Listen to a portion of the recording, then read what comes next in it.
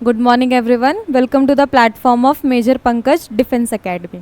तो आज से हमने सीडीएस के प्रिपरेशन के लिए बैच स्टार्ट किया है, जो सिर्फ वीकेंड क्लासेस के दिन ही आपको अवेलेबल होगा। और जैसे कि सीडीएस का नोटिफिकेशन आ गया है, तो स्टार्ट करने से पहले एक बार मार्क्स का डिस्ट्रीब्यूशन देख लेते हैं।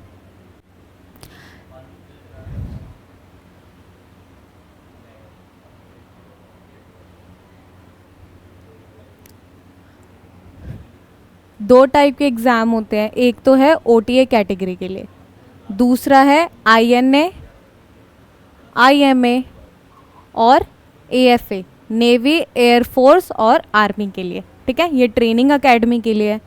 दोनों में डिफरेंस क्या है कि यहाँ पे दो पेपर ओके, एक है इंग्लिश का और एक है हमारे जीके का।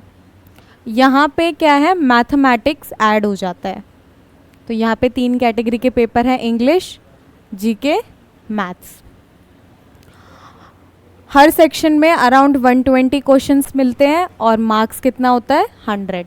तो 120 क्वेश्चंस के लिए 100 मार्क्स का यहाँ पे क्या है, डिस्ट्रीब्यूशन है। अब यहाँ पे दोनों जगह पे जो हमें जीके दिख रही है, इस जीके में क्या है, देखने में एक टॉपिक लग रहा है जनरल नॉलेज, लेकिन क्या है, बहुत सारे सब टॉपिक्स में इसका डिवीजन है। जैसे जो ये जनरल नॉलेज वाला सेक्शन है,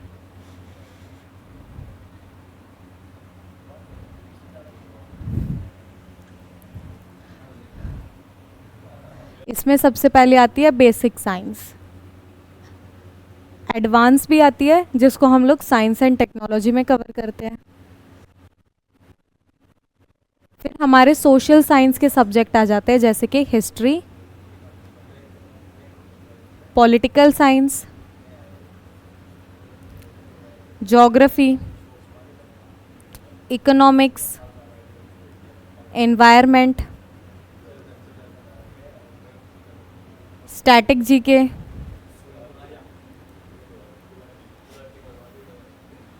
और हमारा करंट अफेयर्स। ठीक है, स्टार्टिंग हम लोग करेंगे हिस्ट्री से। ठीक है, अब हिस्ट्री का भी फर्दर 3 पार्ट में डिवीजन होता है।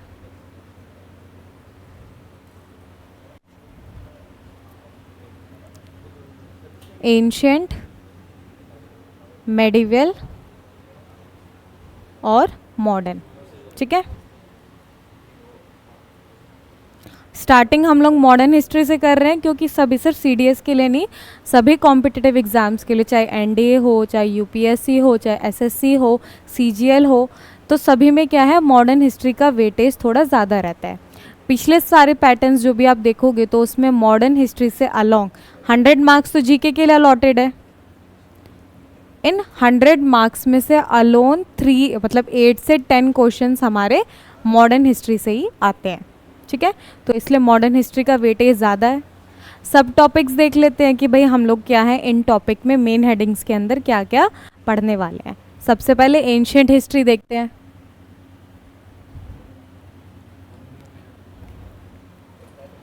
एंशिएंट हिस्ट्री का जो हमारा पीरियड है, जो टॉपिक्स है, वो स्टार्ट होते हैं हमारी इंडस वैली सिविलाइजेशन से। इंडस वैली सिविलाइजेशन को हड़प्पा सिविलाइजेशन के नाम से भी बोलते हैं। इंडस वैली सिविलाइजेशन के बाद हम लोग पढ़ते हैं वैदिक कल्चर, जो 2 पीरियड में डिवाइडेड है, अर्ली वैदिक एंड लेटर वैदिक। इसी वैदिक कल्चर में क्या है, आयरन की डिस्कवरी होती है। वैदिक कल्चर के टाइम पे हमारे जो 4 वेदास हैं, उनका क्या है, कॉम्पोजिशन होता है। वैदिक कल्चर के बाद जनपद जो कन्वर्ट होते हैं महाजनपद में, और उन महाजनपद में से जो सबसे पावरफुल इमर्ज होता है, वो है मौर्य।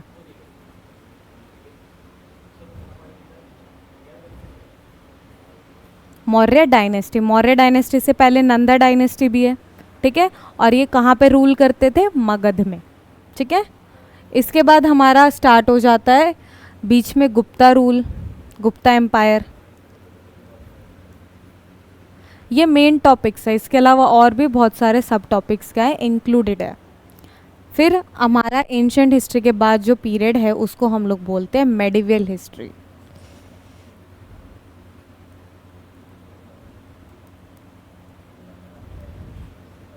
मेडिवल हिस्ट्री में हम लोग दिल्ली सल्तनत, जहाँ पे हमारी slave dynasty, Khilji dynasty, Tughlaq dynasty, Lodhi dynasty आती है, और फिर लास्ट में हमारा आ जाता है मुगल एम्पायर। जब दिल्ली सल्तनत पूरा कंप्लीट हो जाता है ना, उसके बाद मुगल एम्पायर आता है। ठीक है, मुगल एम्पायर में जिसकी बाबर, हुमायूं, अकबर, शाहजहां, ये सारे जो भी हमारे रूलर हैं जिनके बारे में हमने पढ़ा भी हुआ है, वो सब मुगल एम्पायर का पार्ट होते हैं।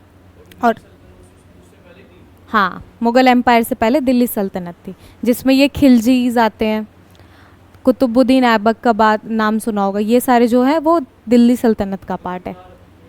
हाँ हाँ, उन्हीं के टाइम पीरियड में बना हुआ है। ठीक है, मुगल एम्पायर जहाँ पे हमारे फेमस रूलर है, इनके बाद क्या है, इनका डिक्लाइन होना शुरू होता है। Decline of Mughal empire after the death of Aurangzeb 1707 में। ठीक है, अब इसका डिक्लाइन होता है तो इसी के साथ साथ क्या है, मॉडर्न हिस्ट्री की भी शुरुआत होती है। मॉडर्न हिस्ट्री का सिलेबस थोड़ा ज़्यादा है और इम्पॉर्टेंट भी है।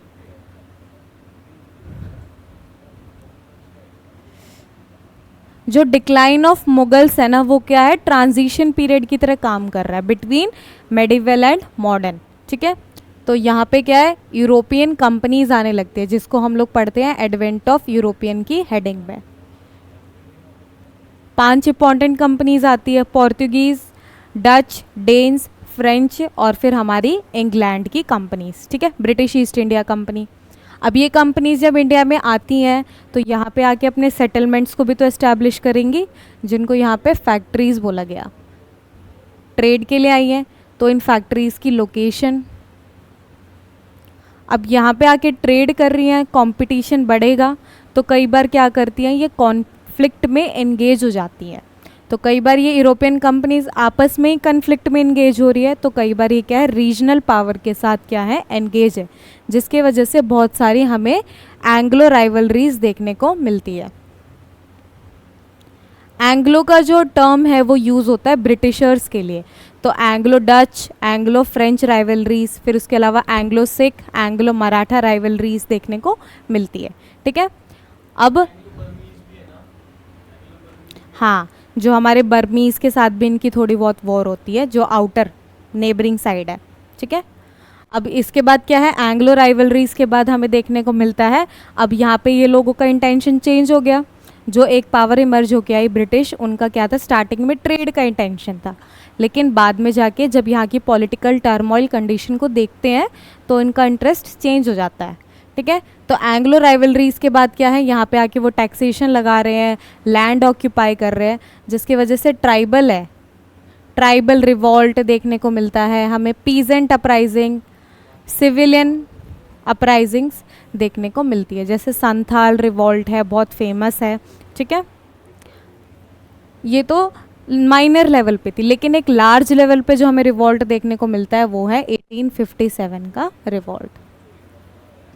इन सभी चीज़ों को मैनेज करने के लिए ब्रिटिशर्स ने बहुत सारी लॉ पॉलिसीज़ भी बनाई हैं, एक्ट बनाए, जैसे वर्नाकुलर प्रेस एक्ट बनाया, government of India act 1919, regulating act 1773, 17, ये सारी चीज़ों को हमें क्या है, कवर करना है। अब इंडियन सोसाइटी को रिफॉर्म करने के लिए जब हमारे यहाँ पे मासेस में एजुकेशन पहुँच गई, तो बहुत सारे रिफॉर्मर्स भी आए, उभर के आए, जैसे राजा राम मोहन रॉय, ज्योतिराव फूले, ईश्वर चंद्र विद्यासागर, और बहुत सारे रिफॉर्मर्स ने क्या है, अपनी सोसाइटीज़ इस्टेब्लिश करी, आर्य समाज, ब्रह्म समाज टाइप में। फिर हमारे यहाँ पे क्या है, गांधी आते हैं। गांधी यहाँ पे नेशनल मूवमेंट को एक अलग रोल देते हैं, मास को यूनाइट करते हैं।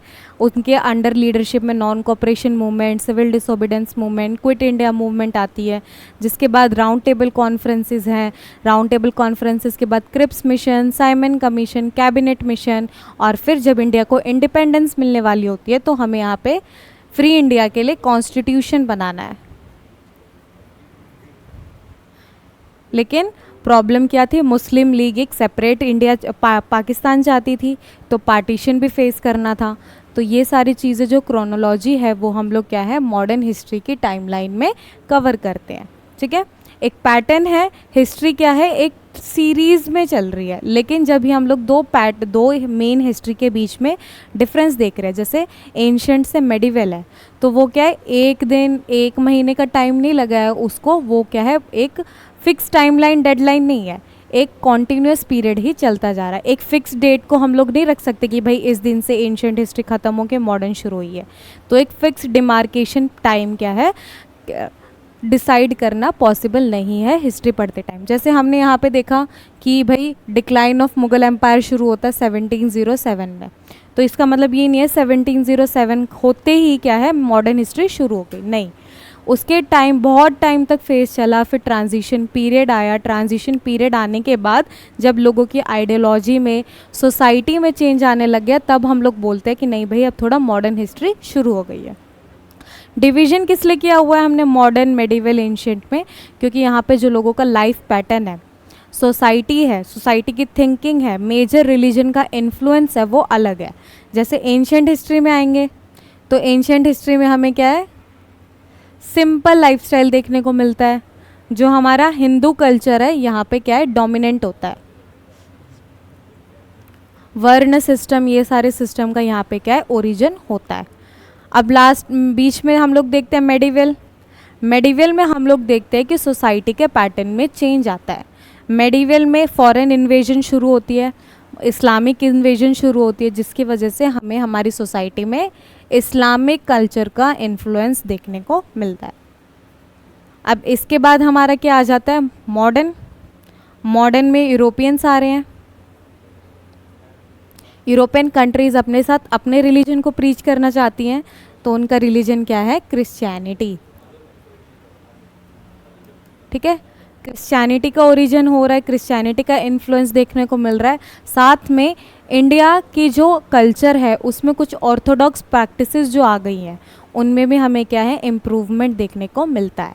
तो ये क्या है, सोसाइटी का पैटर्न चेंज हो रहा है, सोसाइटी का कल्चर चेंज हो रहा है, पीपल का प्रोफेशन चेंज हो रहा है, इसलिए हम लोग इनको क्या है, अलग अलग कैटेगरी में डाल रहे हैं। साथ में एडवांसमेंट भी तो हो रहा है, टेक्नोलॉजिकल एडवांसमेंट देख लो या फिर लाइफस्टाइल अपग्रेडमेंट देख लो, है ना, तो इसलिए हम लोग इनको हिस्ट्री में कंसिडर करते हैं। मॉडर्न हिस्ट्री के ये सब टॉपिक्स हमने देख लिए। और तो हमारा जो फर्स्ट टॉपिक है, एडवेंट ऑफ यूरोपियंस, यहाँ से शुरू करते हैं। स्टार्टिंग से ही हमने सुना हुआ है या फिर किसी को भी पता होगा बेसिक बात कि यूरोपियंस इंडिया में किस लिए आए थे, ट्रेड के लिए आए थे। यहाँ पे इनसे आने से पहले हमारे पास क्या थे, मुगल एम्पायर था, जिसकी स्टार्टिंग होती है 1206 में। 1206 में मुगल एम्पायर एस्टैब्लिश होता है, और जो कॉन्टीन्यूस पीक टाइम है वो कब से कब तक चलता है, 1707 तक। ठीक है, उसके बाद हमने देखा औरंगज़ेब की डेथ हो जाती है। तो अब इनसे पहले ही, मतलब जब एक टाइम के दोनों चीज़ें कंटेम्प्रेरी चल रहे हैं, मुगल एम्पायर भी चल रहा है और साथ में यूरोपियंस भी इंडिया में आ रहे हैं। जहांगीर के टाइम पे जैसे स्टार्ट हो गया था, ठीक है, जहांगीर के टाइम पे ब्रिटिशर्स आए थे, तो ये सब क्या है, कंटेम्प्रेरी एक साथ चल रहा है। अब यहाँ पे क्या है, इंडिया क्या है, शुरू से ही बहुत एडवांस सिविलाइजेशन है। चाहे हम एंशिएंट हिस्ट्री में इंडस वैली सिविलाइजेशन देख लें, तो इंडिया ये नहीं है मॉडर्न हिस्ट्री में ही प्रॉस्परस था, हम लोग एंशिएंट हिस्ट्री के टाइम से ही बहुत ज़्यादा डेवलप्ड है। इसका एविडेंस हमें देखने को मिलता है हमारी इंडस वैली सिविलाइजेशन में। अब प्रॉस्परस किस चीज़ के मामले में है, रिसोर्सेज के लिए भी है, क्योंकि हमारे यहाँ का सॉइल बढ़िया है, हमारे यहाँ पे रेनफॉल अच्छी तरीके से होती है, क्लाइमेट भी सूटेबल है। ठीक है, दूसरा हमारी इतनी बड़ी कोस्ट लाइन है। अब ये जो कोस्ट लाइन है, कोस्ट लाइन के पास हमें वार्म वाटर देखने को मिलता है, और जो गर्म पानी है, जैसे ट्रॉपिकल कंट्री है, तो वार्म वाटर जो है वो किसके लिए सूटेबल होता है, पर्ल प्रोडक्शन के लिए, मोतियों के लिए। मतलब हमारे यहाँ पे बहुत अच्छी क्या है, इंडस्ट्री है। साथ में रेनफॉल अच्छी है, क्लाइमेट अच्छी है, तो वेजिटेशन ग्रो अच्छे होंगे, फॉरेस्ट बढ़िया होंगे, फॉरेस्ट में रहने वाले फ्लोरा फौना अच्छे होंगे। अब यहाँ पे क्या था, इतने अच्छे फ्लोरा फौना होने की वजह से जो हमारे यहाँ पे एलिफेंट्स है, एलिफेंट की जो टस्क होती है ना, एलिफेंट के जो सींग होते हैं, सींग नहीं जो दांत होते हैं, उनकी क्या होती थी, स्मगलिंग होती थी, ट्रेड होता था। तो फिर वो भी देखो एक हमारे यहाँ पे इकोनॉमी में ऐड हो रहा है। साथ में फौना फ्लोरा अच्छे हो रहे हैं, मतलब प्लांट्स अच्छे हैं, तो प्लांट्स के लिए हम लोग क्या कर रहे हैं, स्पाइसेस ग्रो कर पा रहे हैं, ब्लैक पेपर, कार्डेमम, इसी तरीके की बहुत सारी स्पाइसेस को हम लोग ग्रो कर पा रहे हैं। और यूरोपियंस को सर्च ही किन चीज़ की थी, स्पाइसेस की। ब्रिटिशर्स को चाहिए ही क्या था, स्पाइसेस था। एक टाइम पे इतने लेवल में ट्रेड हो गया था कि हमारे यहाँ से ये मसाले लेके जाते थे और बदले में क्या करते थे, यहाँ पे अपने प्रीशियस मेटल्स को देके जाते थे। ठीक है, तो फिर देखा इतना प्रॉस्परस हमारा इंडिया शुरू से ही था। इसके अलावा हमारे यहाँ पे लोगों में टैलेंट भी बहुत अच्छा था, जैसे वीविंग इंडस्ट्री बहुत अच्छी थी, लोगों को वीव करना बहुत बढ़िया आता था, नॉलेज उनमें अच्छी थी, आर्टिशंस बहुत टाइप के थे, कलाकार बोलते हैं जिनको, जिनमें उनको वीविंग की नॉलेज थी, बुनना, पोट्री, डेकोरेशन, साथ में आर्किटेक्चर नॉलेज अच्छी थी। तो लोग भी टैलेंटेड थे, साथ में ज्योग्राफिकल कंडीशन भी हमारे लिए एक फेवरेबल फैक्टर थी। अब यहाँ पे इंडिया को क्या था, यूरोपियंस को ट्रेड करने के लिए स्पाइसेस चाहिए थी, और स्पाइसेस की रिक्वायरमेंट किस लिए थी, क्योंकि यूरोपी कैसी कंट्री है, कोल्ड कंट्री है, ठंडा इलाका है, तो वहाँ पे वेजिटेशन का थोड़ा पॉसिबल होना है ना, इतना ज़्यादा फर्टाइल वहाँ पे हमें नहीं मिल पाएगा। साथ में यहाँ पे यूरोप में क्या है, नॉन वेज कंजप्शन ज़्यादा है। नॉन वेज कंजप्शन ज़्यादा होने की वजह से जो नॉन वेज है उसको क्या है, पकने के लिए, है ना, रॉ है नॉन वेज, लेकिन उसको पकने के लिए क्या चाहिए होता है, स्पाइसेस। और स्पाइसेस क्या करती है, शेल्फ लाइफ बढ़ा देती है फूड की, प्रिजर्वेटिव्स की तरह भी काम करती है। तो इसलिए क्या था, नॉनवेज को पकाने के लिए और फूड की शेल्फ लाइफ को बढ़ाने के लिए स्पाइसेस की रिक्वायरमेंट थी। इन्हीं सब चीज़ों के खोजते खोजते यूरोपियन क्या है, इंडिया में आए। अब कल की क्लास में हम लोग कवर करेंगे नेक्स्ट क्लास में कि भाई वो इंडिया में क्यों आए, कैसे आए, सर्च किसने किया, लीड किसने ली, और कौन सी कंपनीज कहाँ कहाँ से इंडिया में आई। ठीक है, ये सब हम नेक्स्ट क्लास में कवर करेंगे। तब तक के लिए टेक केयर।